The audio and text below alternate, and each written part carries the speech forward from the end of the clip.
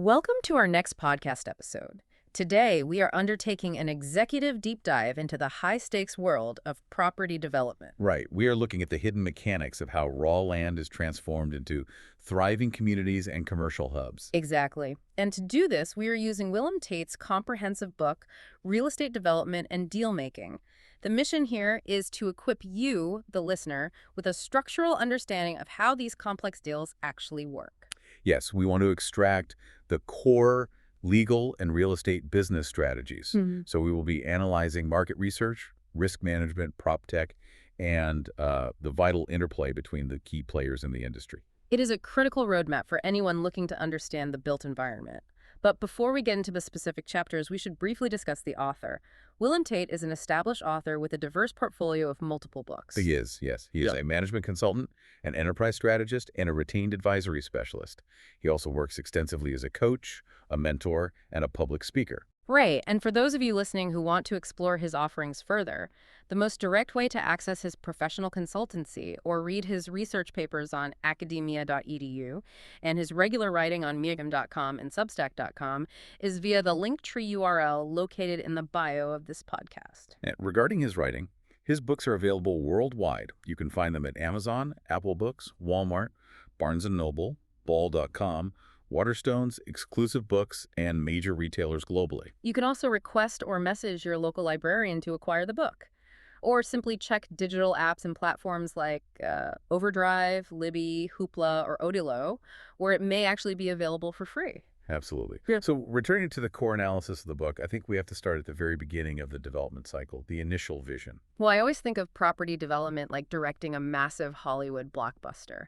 You need a rock-solid script, which is your market research. You need a massive budget, so your financial planning. You need a talented cast and crew, like architects and contractors. And you have to navigate endless studio red tape, which in this case is legal and zoning compliance. Precisely. So let's unpack this first phase. When a developer is looking at a vacant lot, how do they know what movie they are supposed to make? Because in his book, Tait outlines that this is heavily data-driven. Right. The days of just relying on a gut feeling are entirely gone. In this book, the first critical phase is identifying the ideal produce for a specific market. And developers achieve this using geographic information systems, or GIS. And GIS isn't just a standard map, right? It's a spatial analysis tool. Exactly. Tait's approach to market research highlights how developers use GIS to layer massive data sets. They are looking at median income growth, traffic patterns, and trend forecasting. For example, analyzing how the rise of remote work is driving suburban home office demand. So if the data shows that thousands of remote workers are localized in a specific suburb but lacking amenities, that gap becomes the target. But identifying the target is only step one. Then you move to the feasibility studies. Right? Calculating the return on investment. Because the vision has to survive the spreadsheet. You have to map out land costs, construction costs, the soft costs like design and permits, and finally, operational costs. Which brings us to financial planning.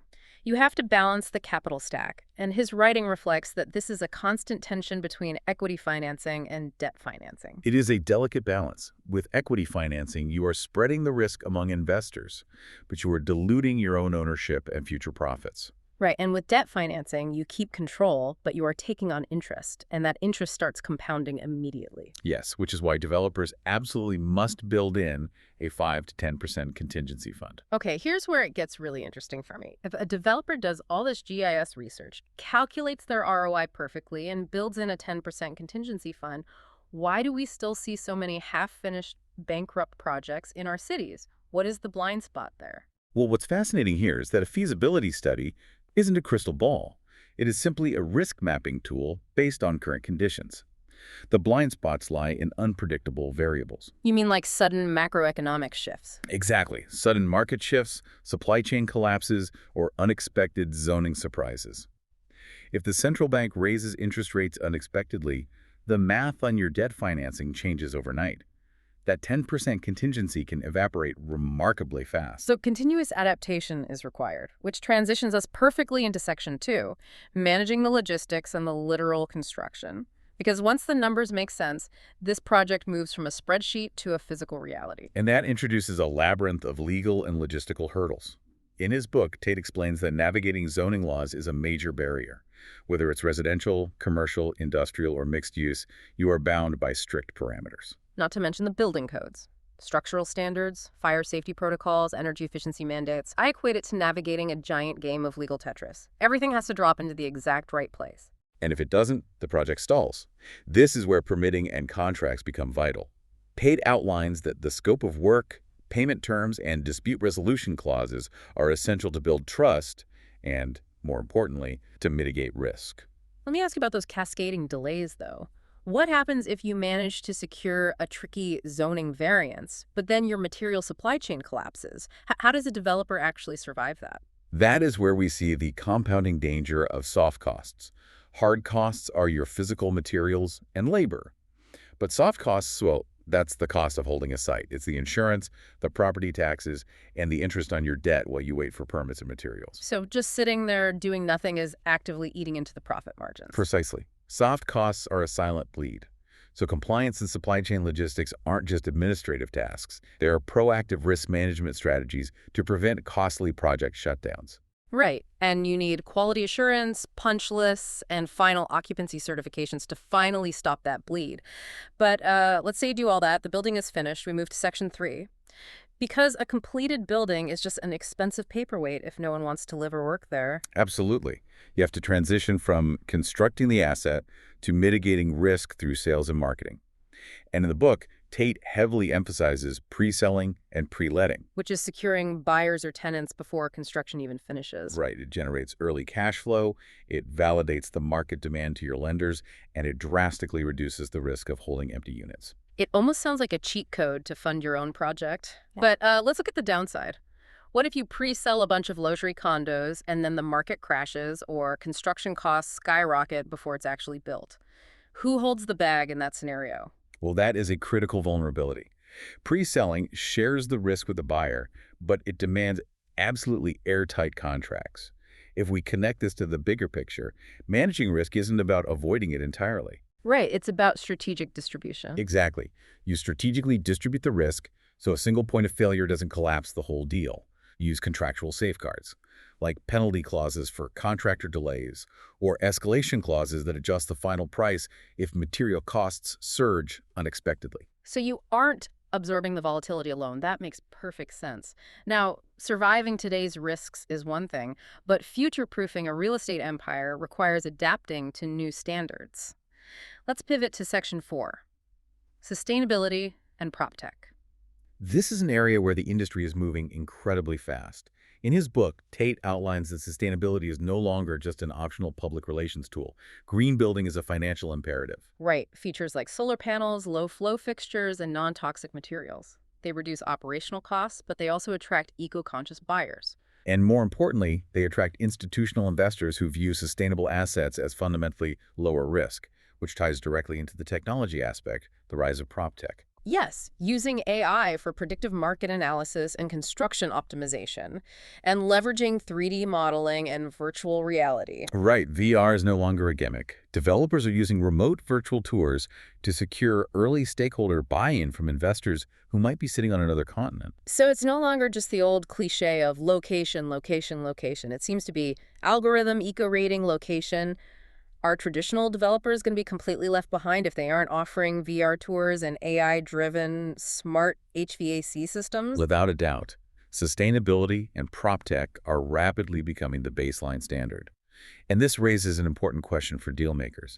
They can now use projected energy savings and AI efficiency data as literal bargaining chips. To secure better financing, right? Exactly. If your building has lower operational costs due to smart systems, your net operating income is higher.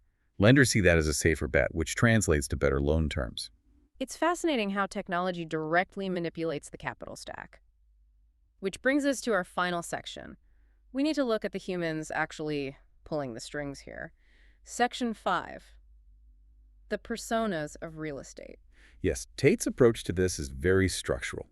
He defines 3 distinct personas that drive the industry: the developer, the deal maker, and the entrepreneur. Let's break those down. The developer is essentially the visionary and the executor, correct? Right. They see the potential in the raw land and manage the physical execution. Then you have the deal maker, who is the strategist and negotiator. They navigate the capital, the contracts, and the risk mitigation. And finally, the entrepreneur, the innovator and risk taker who figures out how to disrupt the market and maximize the asset's value. To illustrate this, the book provides several case studies. For example, the Riverview residential project. The team overcame local resistance by integrating green building standards and prioritizing community engagement. Right, they built eco-friendly housing that the community actually wanted, which smoothed out the zoning process. And there's also the co-working hub case study.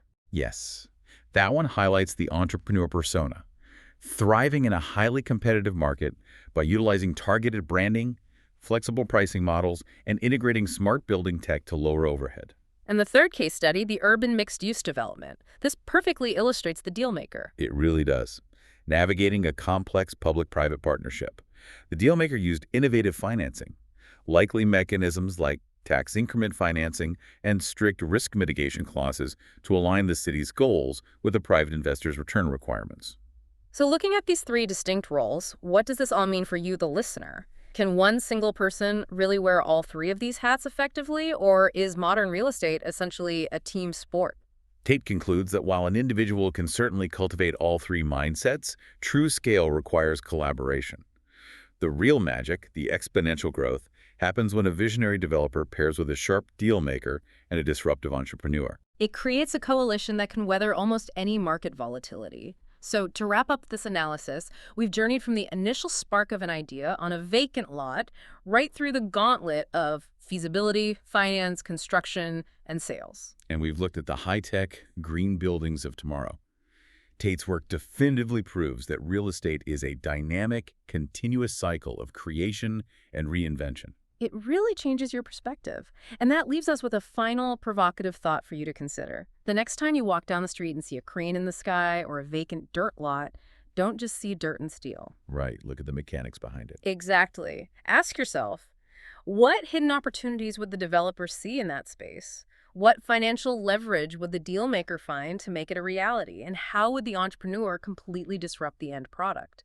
The entire global economy is playing out on that patch of dirt. It's a brilliant way to view the market.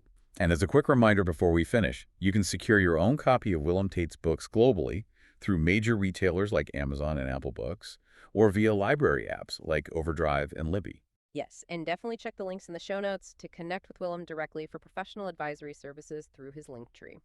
We look forward to many more analytical sessions hereafter on his wider publication portfolio. Thank you for joining us on this executive deep dive.